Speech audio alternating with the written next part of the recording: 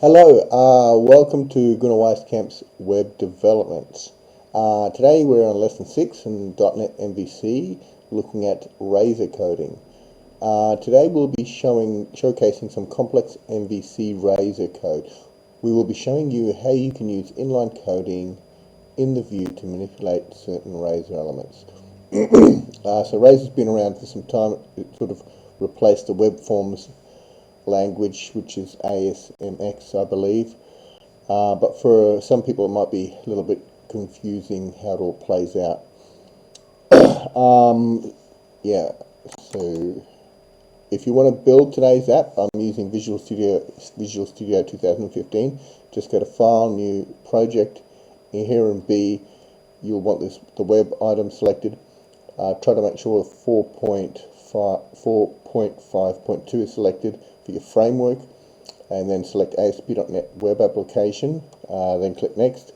In the next window that you see, which is C here, you want an empty MVC application. I hope that bit helps. So that's the parts that you need there.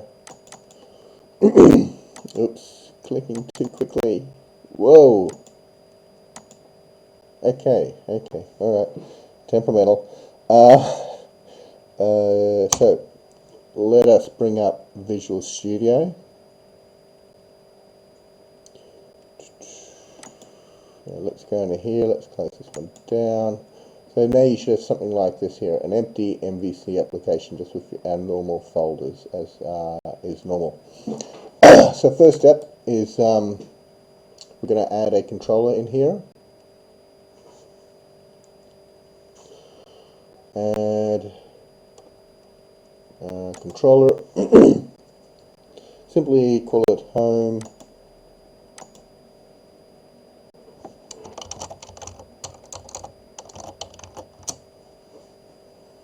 While that's doing its magic. Oh, god damn it.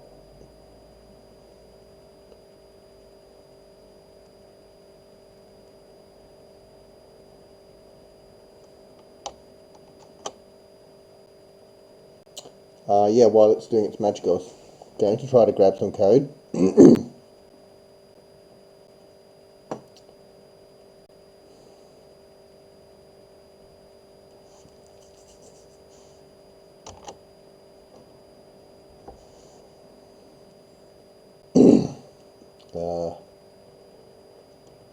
Computer today is on super speed, as we can see.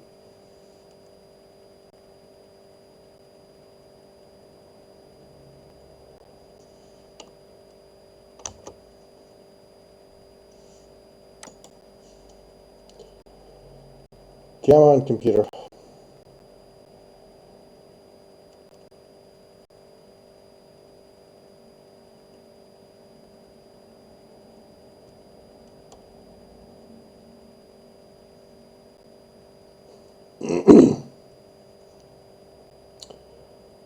Any time now would be good.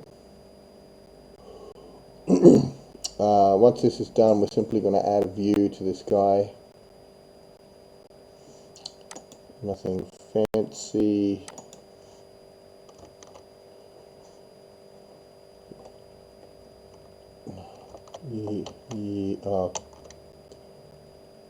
Lord, give me strength. It's not that hard, is it? Really? You wouldn't think so. So this is our controller code. Pretty simple stuff. No, I don't want you to do that. Thank you. Thanks, machine. Right, we'll just put him here. I don't need that either. Right, okay. Let's get that up a little bit. We need a view model there as well. So let's just go and create him.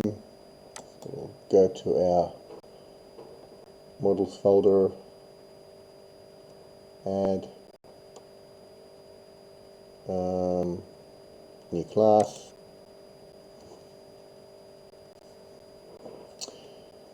simple class we want, and yes, we're going to name him as shown there.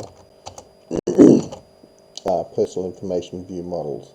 A lot of the times you get your naming conventions here with the models. They can be called view models, models. There is a distinction between that sort of naming conventions, but I'm not going to go into it right now.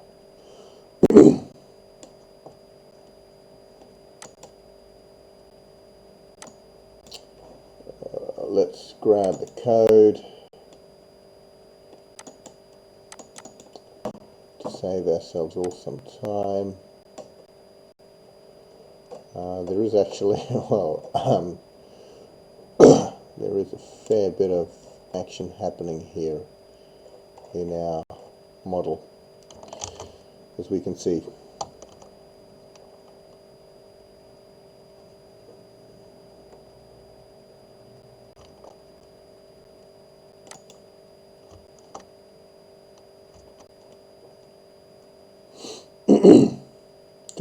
Come on computer, here we go, that's the way, that's the ticket. And here's our class. Now I will add a view to this, and then we can have a quick chat about what's going on with all this code.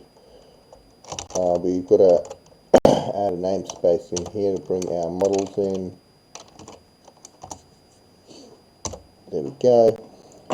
Let's add a view, so that we right click in our index here, go to add view.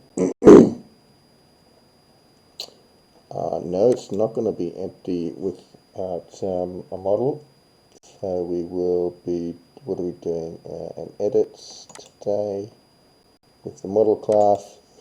We're not going to reference anything, and so index, edits, all good. Oh yeah, this is going to obviously make a lot of code in it, which we, well, don't really need.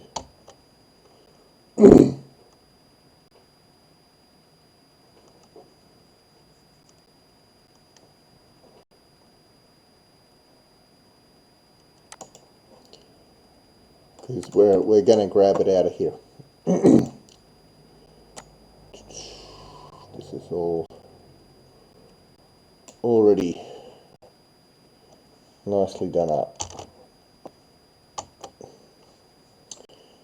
And well, obviously, by copying it over, it saves all that time of typing it out there, which is a lot of code, as you can appreciate.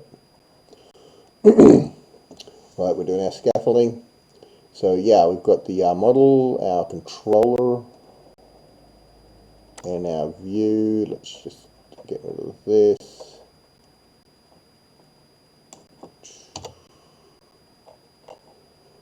Okay, that looks healthy. Let's paste in our code.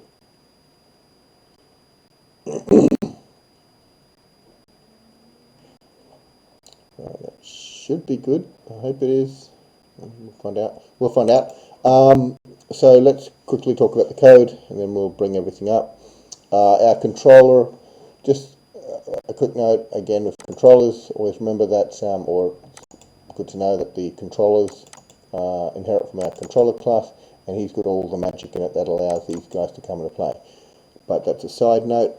But here, so we've got two controller actions.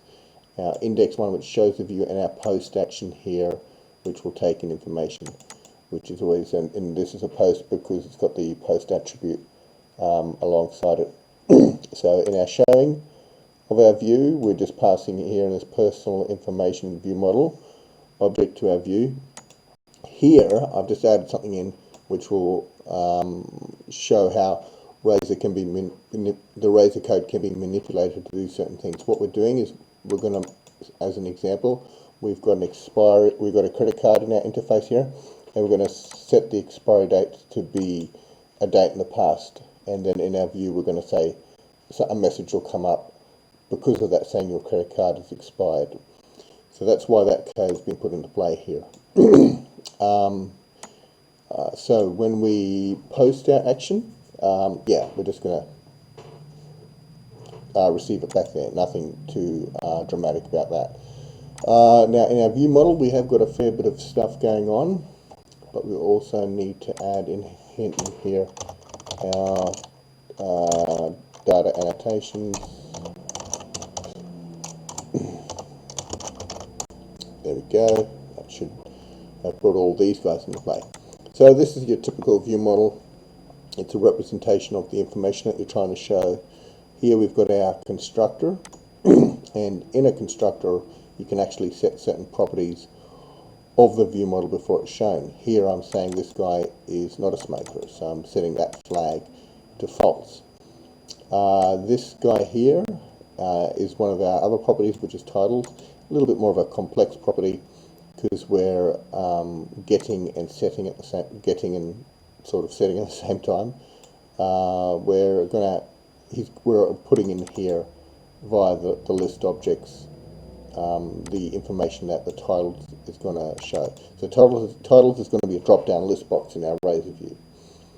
The rest, we've got first name, last name, typical suburb address information that you'd have in a contact form. That's what this roughly is going to be in here. And I talked about it's going to have some credit card information as well. So it's going to be a normal contact form where you can purchase an item using your credit card. As talked about before, there's a lot of data annotations in here, and data annotations help with the validation of your information. So this is a regular expression data annotation, and so forgive me, I have no idea why I've got a regular expression on first name. That's overkill. So that's not needed. So let's get rid of that. And we don't need it for last name. Make sure you enter the last name in this format. That could be confusing. So that's, the display data annotation means that this guy will come into play here, first name. So we've got a few different parameters. These are bools, these are strings. Here we've got the address, nothing too magical there. The state's going to be populated the same way as the title. The gender, again, the same way. So the state's also going to be a drop down. The gender is going to be a little bit different. We're going to have a for loop in our Razor code showing both these items. So yeah, we get down to here. So this is more correct. This is a regular expression data annotation, and this is a better example of it because it's used against an email address. And obviously with an email you can use a decent regular expression because you want them to enter a valid email address. So that makes sense to have on there. We've also got the required data annotation, and that means that if you don't enter this, then the required data annotation will come into play. But I'm not going to harp too much on about data annotations. We have talked about them before. So let's just, skip to the Razor code in a way. But as you can see there, you've got other items there as well. So now, if we've talked about our controller, our model, so now comes the Razor code, which is what this is all about. So just briefly here, we've talked about we're submitting information, so you have to have a begin form. The anti-forgery token should always be there. Our first bit of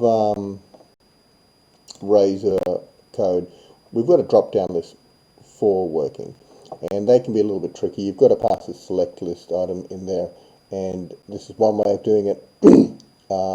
We're doing a select list here via Lambda expressions, and we're selecting out our values across into it. So this is obviously, yes, it's going to get our title information here. So that's a drop-down list for in action in the Razor file. The rest here, so for a lot of them we've also got a text box for, and this is going to hold the first name. They're quite common. I've put in here something a little bit different called a placeholder. So instead of displaying the data annotations, which was technically a waste of time, we're going to see this come up first. So you can put placeholder here, and it'll become a HTML attribute, and first name will come up. The validation message for, so if you do have any data annotations, in which we do in here, like they're required for, these guys will fire based upon the data annotation, and it will show its required error message. So as an example, if you don't put a valid email address in here, that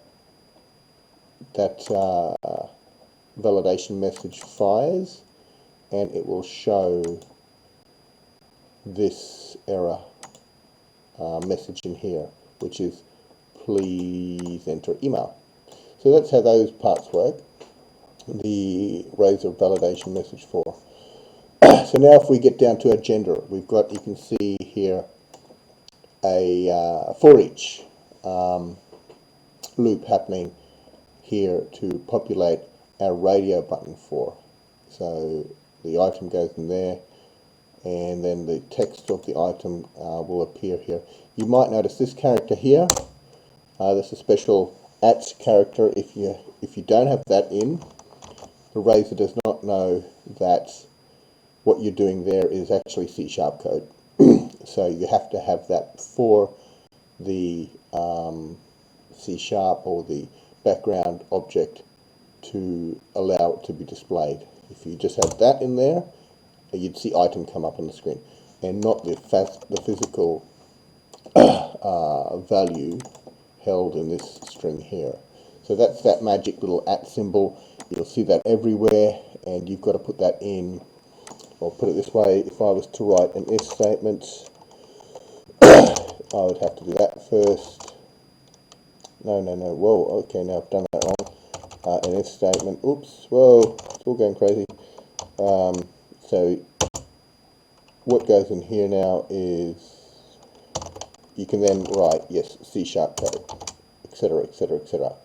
If that, do some sort of action. So this sort of syntax is put in place and used when you want to write inline C# code. So that's that. The address data is shown here, and these are more or less just simple, mostly simple text boxes, as we've seen a lot of times before. Drop down list for another one, as we mentioned. This one is the state, and it works much the same as the titles. But yeah, learning the syntax around that can be a bit tricky sometimes. For the rest, they're not going to be too tricky. They're just text box 4 here, the logon data. In our credit card data, we've got, again, loads more text boxes, and they work in the same way. I've just introduced this here, this little bit of if statement. As I was saying before, with this symbol here in front, this now knows that all this other code in here will be C# code, which, well, obviously not this guy here, this is just normal HTML. But what we're doing here is we're checking on our model expiry date to see if our expiry date has expired from the current time.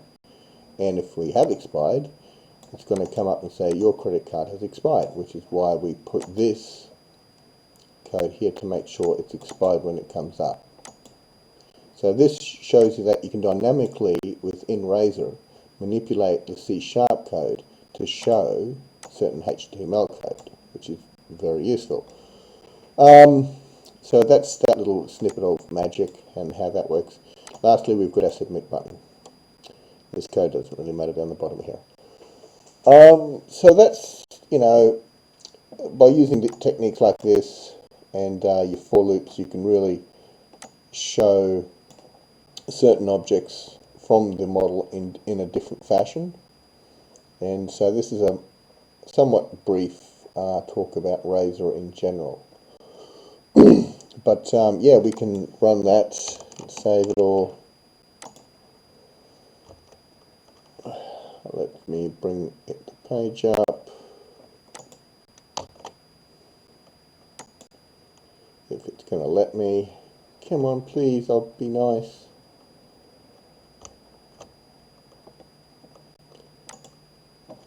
And we have the black screen of death here. So once the pages come up here, as you can see, and let's look at it with the code, Now we've got our titles drop down list box here, and oops, whoa, it's not liking that, is it? Whoa, too much clicking.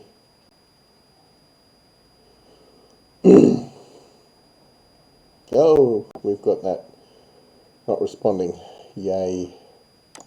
Is it responding now?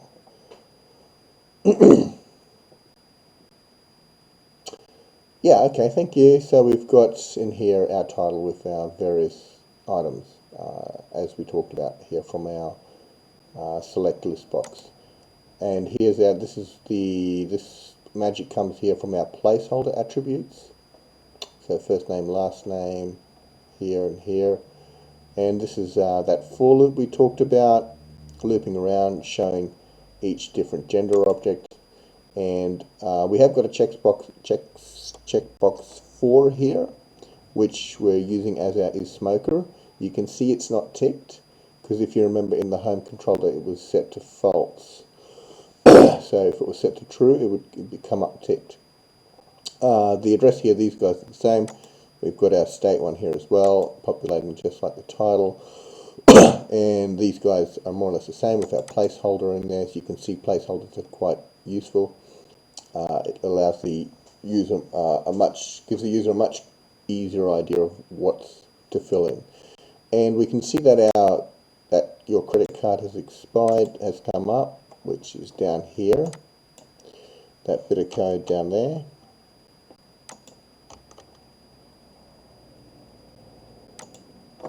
So that bit of code there is created because of this statement here, because we set it to be expired, so this comes up. You can see the big red color there in our styling, and that's how that magic works. So that's a little bit of talk about Razor code, and I think with MVC it's quite important because a lot of Razor code can be self-generated by MVC, and then you lose the ability to program within it. You don't see sometimes benefits of ways it can be done itself because it's all created for you. It's sometimes good to think about what you're trying to show and then mix it up a little bit.